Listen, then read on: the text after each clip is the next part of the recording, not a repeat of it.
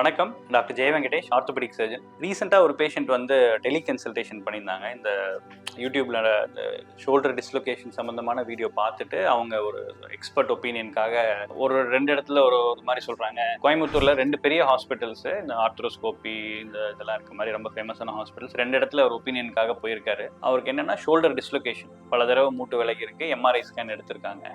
எடுத்ததில் பார்த்தீங்கன்னா ஒரு ஹாஸ்பிட்டலில் கீஹோல் ஆப்ரேஷன் பண்ணணும்னு சொல்லியிருக்காங்க, இன்னொரு இடத்துல வந்து ஓப்பன் சர்ஜரி பண்ணணும்னு சொல்லியிருக்காங்க. ஸோ அதனால இந்த மாதிரி ஒரு இடத்துல ஒரு மாதிரி சொல்கிறாங்க. அந்த ஓப்பன் சர்ஜரி பண்ணணும்னு சொல்கிற ஹாஸ்பிட்டல் வந்து கீஹோல் சர்ஜரி பண்ணால் அது அவ்வளோ சக்ஸஸ்ஃபுல்லாக வராது, நீங்கள் பெட்டர் ஓப்பன்னா பண்ணிக்கிறது தான் வந்து இதுக்கு பெர்மனன்ட் சொல்யூஷன் அப்படின்னாங்க. பட் இவங்க வந்து இல்லை இதே போதும் அப்படின்றாங்க. ஸோ என்னன்ற மாதிரி என்கிட்ட சஜஷன் கேட்டிருந்தாங்க.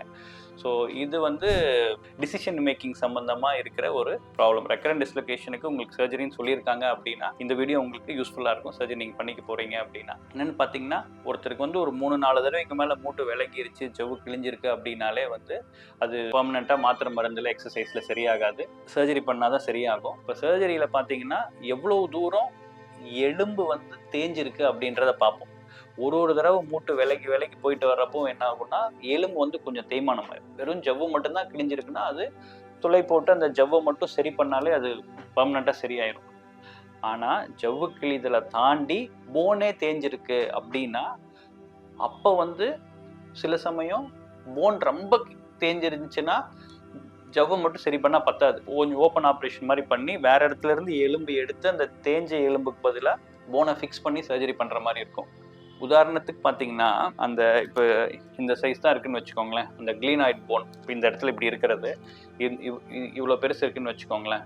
அதில் ஒரு 4ல் 1 பங்கு தேஞ்சு போச்சுன்னா 25% தேஞ்சிருச்சுன்னு வச்சுக்கோங்களேன். அதுக்கு வந்து வெறும் ஜவ்வுக்கு மட்டும் பண்ணுற ஆப்ரேஷன், ஜவ்வு மட்டும் தையல் போட்டு சரி பண்ணோன்னா அது வந்து ஹை ரிஸ்க் ஆஃப் ரெக்கரன்ஸ். கொஞ்ச நாள் கழித்து திருப்பியும் மூட்டு விலகிறதுக்கான வாய்ப்புகள் ரொம்ப அதிகம். இது 25% லாஸ் ஆனால், இதுவே ஒரு 13%, ஒரு 10, 12, 13%க்குள்ளே தான் போன் லாஸ் ஆகிருக்கு அப்படின்னா ஜவ்வு மட்டும் சரி பண்ணுறதே போதும்.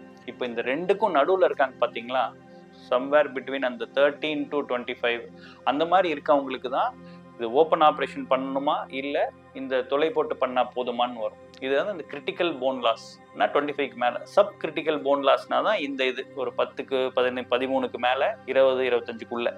ஸோ இப்படி இருக்கவங்களுக்கு வந்து என்ன பண்ணுறதுன்றது சயின்டிஃபிக் கம்யூனிட்டியில் அக்ராஸ் த வேர்ல்டு வந்து நிறைய ஃபேக்டர்ஸை வச்சு தான் முடிவு பண்ணுறோம். அதாவது அவங்களுக்கு லிகமெண்ட் ஜவ்வுலாம் ரொம்ப ஒரு சிலருக்கு பார்த்தீங்கன்னா ஜிம்னாஸ்டிக் பண்ணுற மாதிரி ரொம்ப எப்படி வேணாலும் வளையும்.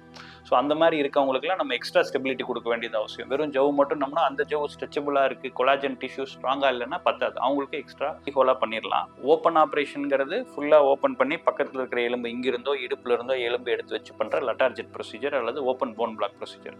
இது ரெண்டுக்கும் நடுவில் இந்த பேன்கார்ட் ப்ளஸ் அப்படின்றது என்னென்னா, ஜவ்வு சரி பண்ணிவிட்டு கூடவே வந்து இந்த ரெம்ப்ளிசாஜ் அப்படின்ற ப்ரொசீஜர் ஆட் பண்ணுற. ரெம்ப்ளிசாஜ்னா அது ஒரு விதமான அந்த சர்ஜரியிலேயே அதிகமாக விலகாமல் இருக்கிறதுக்கு ஹெல்ப் பண்ணுறதுக்கு ரெம்ப்ளிசாஜ் ஆட் பண்ணுறது.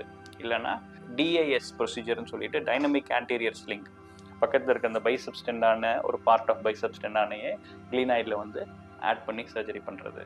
ஸோ இதெல்லாம் வந்து என்ன பண்ணுன்னா அந்த சப்கிரிட்டிக்கல் போன் லாஸ் இருக்கவங்களுக்கு மூட்டு விலகாமல் இருக்கிறதுக்கு ஹெல்ப் பண்ணும். Followed by vigorous rest immobilisation followed by rehabilitation. அது வந்து ரொம்ப முக்கியம். அதனால் நான் அந்த பேஷண்ட்டுக்கு என்ன சஜஸ்ட் பண்ணியிருந்தேன்னா, யூ கேன் கோ ஆர்த்ரோஸ்கோபிக், அந்த மாதிரி கீஹோல் சர்ஜரியே நீங்கள் ப்ரொசீட் பண்ணிக்கலாம்.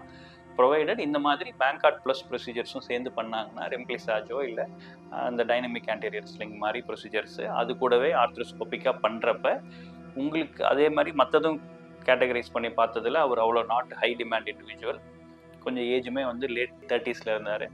அதனால் அதுவும் லெஃப்ட் ஹேண்டராக இருந்தார். அதனால் உங்களுக்கு திருப்பி விலகிறதுக்கான சான்சஸ் கம்மி. நீங்கள் ஆர்த்ரோஸ்கோபிக் ப்ரொசீஜரே நீங்கள் ப்ரொசீட் பண்ணிக்கலாம். பட் ஆப்வியஸ்லி எப்போ யாருக்கு சர்ஜரி பண்ணாலுமே ஒரு 2% ரிஸ்க் இருக்குது திருப்பி விலகிறதுக்குன்னு சொல்லி கன்சென்ட் வாங்கிட்டு தான் சர்ஜரி பண்ணுவோம். ஏன்னா திருப்பி விழுறாங்க, பெருசாக அடிபடுதுன்னா விலகவே விலகாதுன்னு நம்ம 100% சொல்ல முடியாது. பட் ஸ்டில் அவங்க பாதுகாப்பாக இருந்துக்க வேண்டியது அவசியம். விளையாடலாம் முடியும், சர்ஜரி பண்ணதுக்கப்புறம் வாலிபால், ஷட்டில் எல்லாமே விளையாட முடியும். பட் ஸ்டில் பெருசாக அடிபடுது விழுறாங்கன்னா அது திருப்பி விலகிறதுக்கு அந்த சின்ன ரிஸ்க்கு சான்சஸ் இருக்குது. ரெக்கரண்ட் டிஸ்லொகேஷன்னா கண்டிப்பாக சர்ஜரி பண்ணால் தான் அது பர்மனெண்ட்டாக சரியாகும். அதில் ஆப்வியஸ்லி கீஹோல் சர்ஜரிஸ் பண்ணிக்கிறது பெட்டர். ஏன்னா சீக்கிரமாக ரெக்கவரி இருக்கும், சீக்கிரமாக சரியாயிடலாம், சீக்கிரமாக ஜாபுக்கு போகிறதுக்கான சான்சஸ் அதிகம்.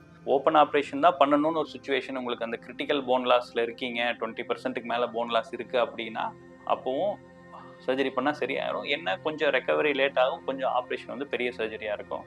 But what ever said and ton, வெறும் நம்ம வந்து அப்பப்போ கட்டு போட்டு சரி பண்ணிக்கலாம்னா அது என்னைக்காவது ஒரு நாள் அது உங்களுக்கே பாதகமாக போயிடும். வண்டி ஓட்டுறப்போ ஒரு ஸ்பீட் பிரேக்கரில் அப்படின்றப்ப மூட்டு விலகி அப்படிலாம் ஆக்சிடென்ட் ஆனவங்களாம் இருக்காங்க. கார் ஓட்டுறப்போ வந்து டக்குன்னு மூட்டு விலகி ஆக்சிடென்ட் ஆனவங்க அந்த மாதிரிலாம் இருக்காங்க. அதனால் என்னைக்குனாலும் சரி பண்ண வேண்டிய ப்ராப்ளம் தான். எனி ஏஜ் குரூப், ஈவன் 60 வயசில் இருந்தாலுமே ரீசெண்டாக கூட ஒருத்தவங்க 51 வயசில் சர்ஜரி பண்ணும். ஏன்னா அவங்களுக்கு 20 வயசுல இருந்தே அப்பப்போ 2 வருஷத்துக்கு ஒரு தடவை விலகும். இப்போ ரொம்ப வலி வந்து தூங்கவே முடியல, திரும்பி படுத்தாலே வலிக்குதுன்றதுனால இப்போது சர்ஜரி பண்ணியிருக்கு. ஸோ இது சம்மந்தமாக ஏதாவது உங்களுக்கு டிஸ்லொகேஷன் சம்மந்தமாக, இந்த தோள்பட்டை மூட்டு சம்மந்தமாக சர்ஜரிக்கல் மேனேஜ்மெண்ட் ரிலேட்டடாக டவுட்ஸ் எதுவும் இருந்ததுன்னா கமெண்ட் செக்ஷன்லேயும் எங்கள் வாட்ஸ்அப் நம்பருக்கும் நீங்கள் காண்டாக்ட் பண்ணலாம். தேங்க்யூ.